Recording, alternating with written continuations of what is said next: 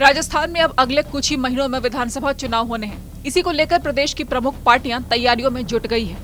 एक तरफ सत्तारूढ़ कांग्रेस सरकार लोक लुभावन वादों से जनता के बीच पैठ बनाने में जुटी हुई है, वहीं दूसरी तरफ बीजेपी परिवर्तन यात्रा के जरिए अपनी तमाम मशीनरी केंद्रीय नेतृत्व से लेकर स्थानीय स्तर के नेताओं को उतारकर राजस्थान में परिवर्तन यात्रा निकाल रही है।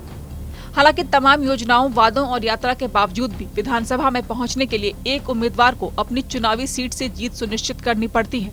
इसी सिलसिले में अब सेफ सीट यानी कि जहां जीत सुनिश्चित हो की खोज प्रदेश के तमाम बड़े नेताओं ने शुरू कर दी है। यहाँ हम बात करेंगे राजस्थान बीजेपी के कद्दावर नेता और सदन में नेता प्रतिपक्ष राजेंद्र राठौड़ की। चुनावी तैयारियां शुरू होने के साथ ही चर्चा ये है कि राजेंद्र राठौड़ एक बार फिर अपनी चुनावी सीट बदल सकते हैं और जातीय समीकरण को देखते हुए वो चूरू विधानसभा क्षेत्र छोड़कर अपनी पुरानी सीट तारानगर से आगामी विधानसभा चुनाव में उतर सकते हैं।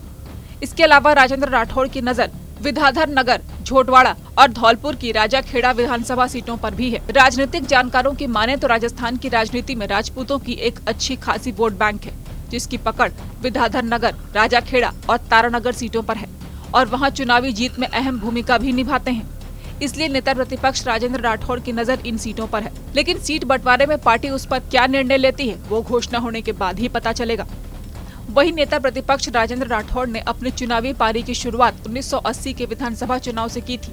तब वो तारानगर विधानसभा से पहली बार चुनाव लड़े थे, लेकिन पहले चुनाव में राजेंद्र राठौड़ को शिकस्त मिली। इसके बाद वो 1990 में तारानगर सीट से जीतकर ही विधानसभा पहुंचे और जीत के बाद जनता दल छोड़कर भाजपा का दामन थाम लिया। जिसके बाद उन्होंने 1998, 2003, 2008 का चुनाव तारानगर से लड़ा और जीता। इसके बाद 2013 और 2018 के चुनावों में राजेंद्र राठौड़ ने तारानगर छोड़कर चूरू से चुनाव लड़ा और जीता।